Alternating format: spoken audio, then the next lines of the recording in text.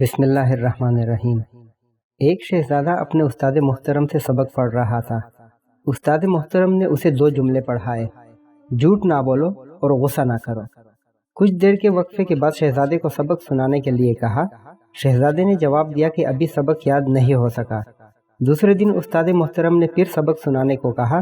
پھر شہزادہ بولا، استاد محترم ابھی سبق یاد نہیں ہو سکا۔ تیسرے دن چھٹی تھی۔ استاد محترم نے کہا، کل چھٹی ہے، سبق ضرور یاد کر لینا، بعد میں کوئی بہانہ نہیں سنوں گا۔ چھٹی کے بعد اگلے دن بھی شاگرد ہاتھ سبق نہ سنا سکا۔ استاد محترم یہ خیال کیے بغیر کہ شاگرد ایک شہزادہ ہے، غصے سے چلا اٹھے اور تیش میں آ کر ایک تھپڑ رسید کر دیا۔ یہ بھی کوئی بات ہے کہ اتنے دنوں میں ابھی تک 2-3 جملے یاد نہیں کر سکے۔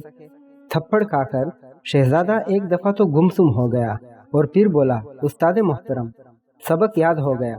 استاد کو بہت تعجب ہوا کہ پہلے تو سبق یاد نہیں ہو رہا تھا، اب تھپڑ کھاتے ہی یکدم سبق یاد ہو گیا۔ شہزادہ عرض کرنے لگا، استاد محترم آپ نے مجھے 2 باتیں پڑھائی تھی، ایک جھوٹ نہ بولو اور دوسری بات غصہ نہ کرو۔ جھوٹ بولنے سے تو میں نے اسی دن توبہ کر لی تھی، مگر غصہ نہ کرو بہت مشکل کام تھا۔ بہت کوشش کرتا تھا غصہ نہ آئے، مگر غصہ آ جاتا تھا۔ جب تک میں غصے پر قابو پانا نہ سیکھ جاتا کیسے کہہ دیتا کہ سبق یاد ہو گیا۔ آج جب آپ نے مجھے تھپڑ مارا اور یہ تھپڑ بھی میری زندگی کا پہلا تھپڑ ہے، اسی وقت میں نے اپنے دل و دماغ میں غور کیا کہ مجھے غصہ آیا کہ نہیں۔ غور کرنے پر مجھے محسوس ہوا کہ مجھے غصہ نہیں آیا۔